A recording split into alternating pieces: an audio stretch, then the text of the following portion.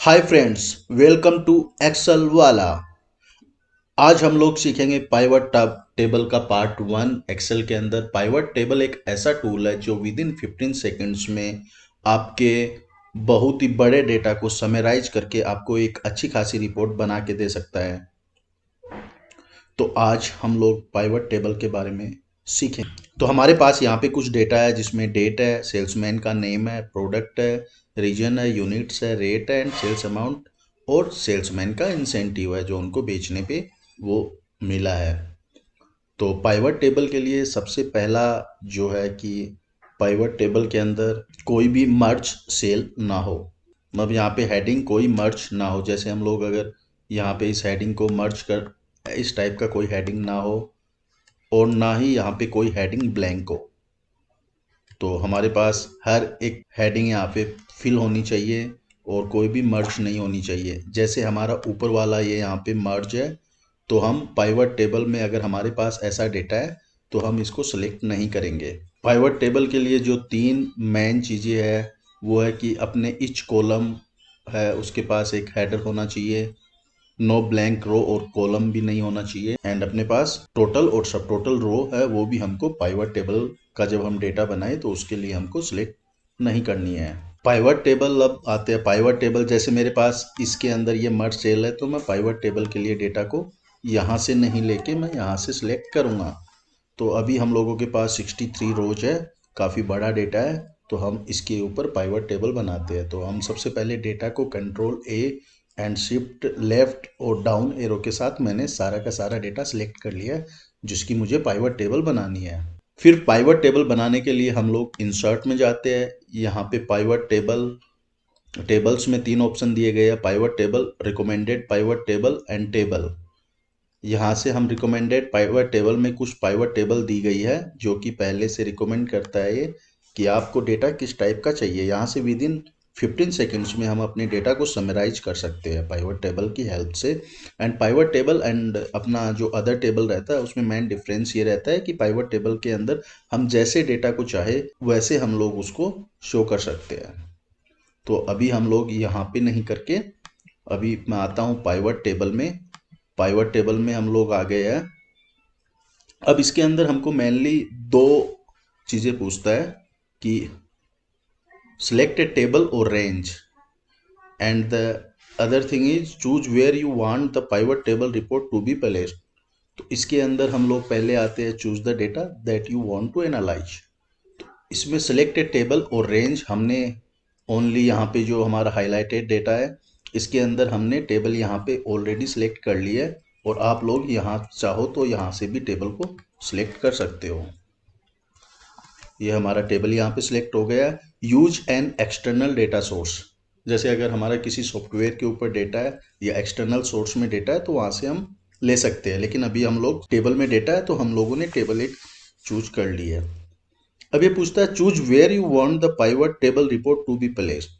अब ये हम लोगों को यहाँ पे दो ऑप्शन आते हैं कि न्यू वर्कशीट में आप पाइवट टेबल बनाना चाहते हो या एग्जिस्टिंग वर्कशीट में आप पाइवट टेबल बनाना चाहते हो।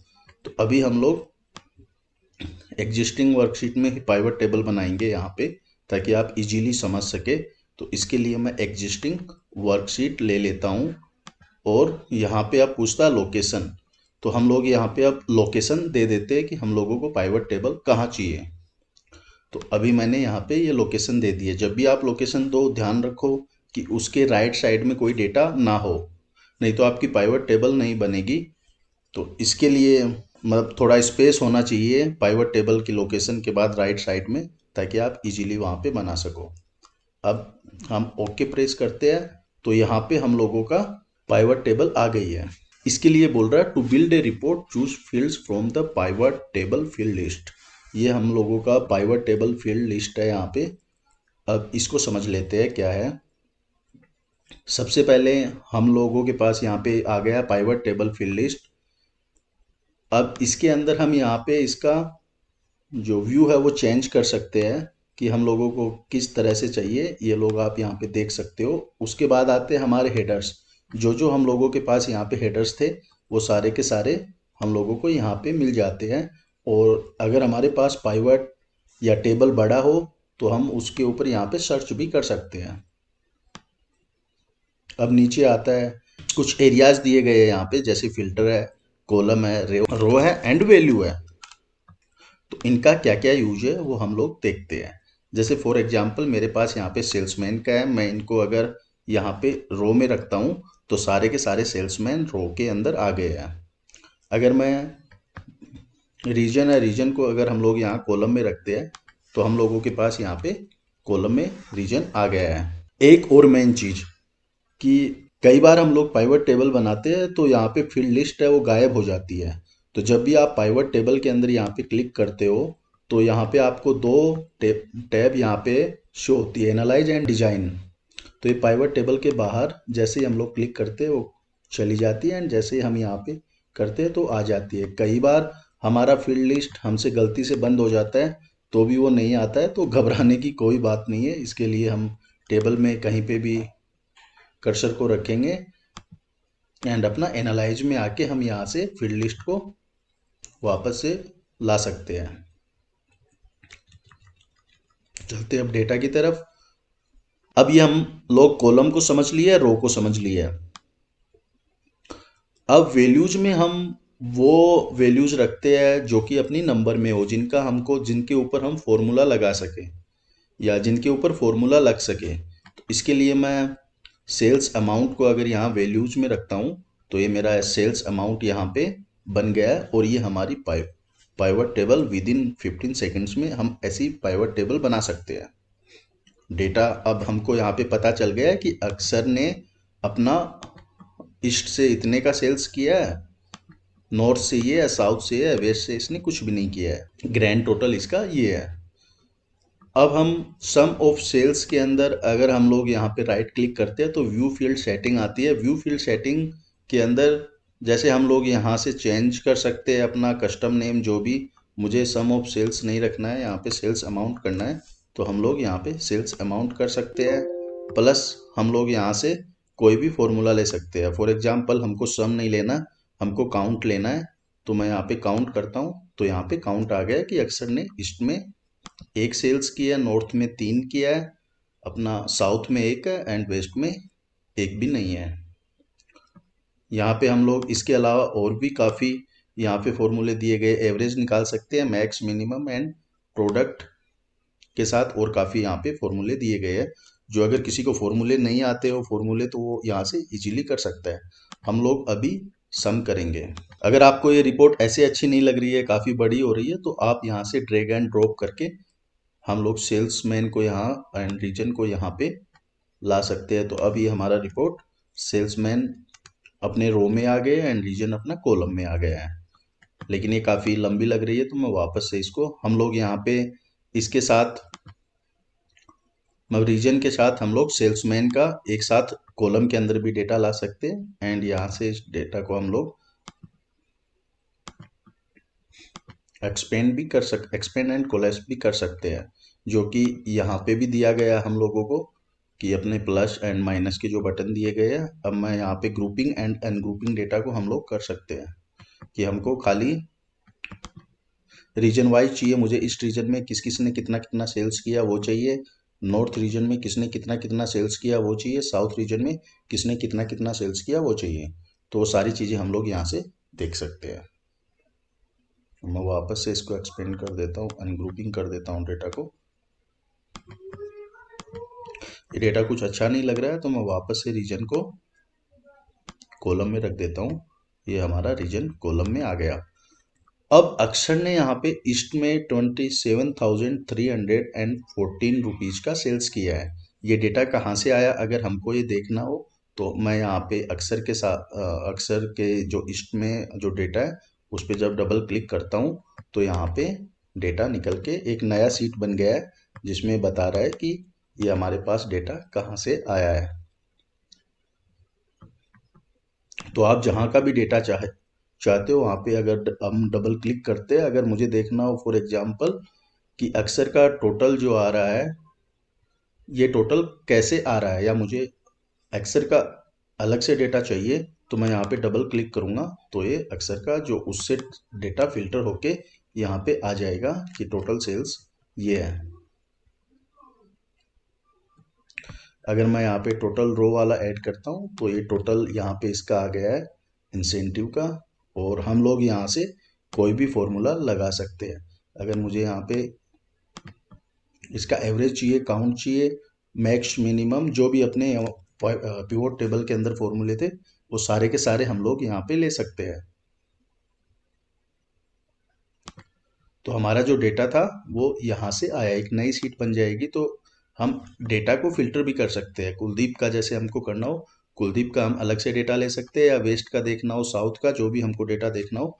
अगर हम लोग डबल क्लिक करते हैं तो वो डेटे उस डेटा के लिए एक नई शीट बन जाती है। फॉर एग्जाम्पल मुझे यहाँ पे विराट का डेटा देखना है, तो या मुझे खाली ईस्ट के अंदर किस किस ने कितना कितना कौन कौन सा आइटम देखा, अगर ये देखना है तो मैं यहाँ पे डबल क्लिक करता हूँ तो यहाँ पे ईस्ट का सारा डेटा फिल्टर हो के आ जाता है।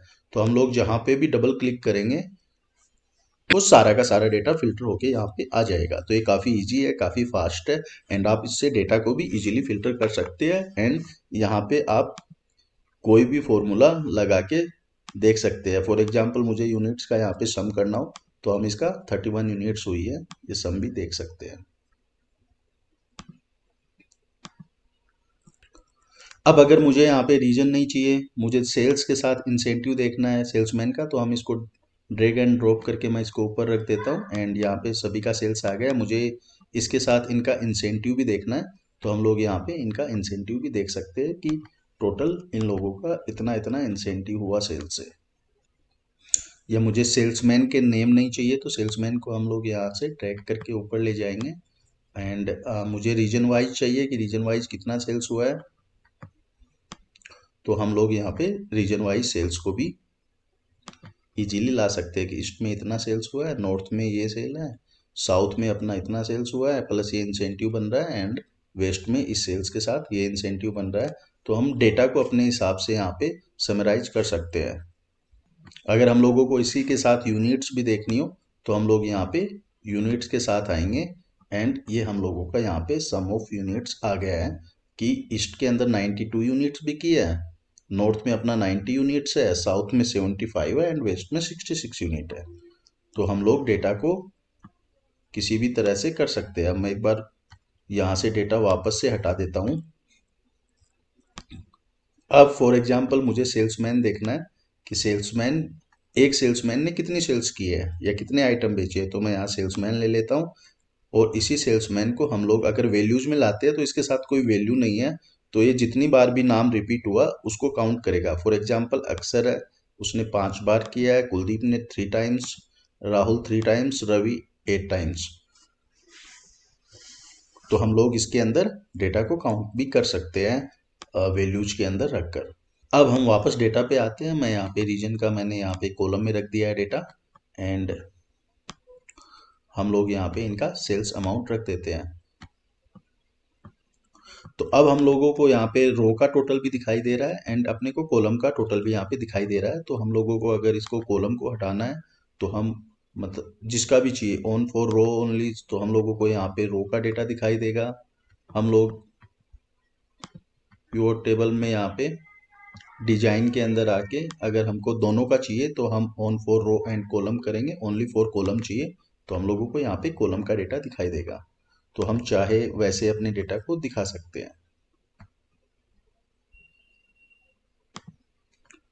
अभी मैं यहाँ पे रो एंड कॉलम दोनों के लिए ग्रैंड टोटल ऑन कर देता हूँ। इसी के साथ ही हम लोग यहाँ पे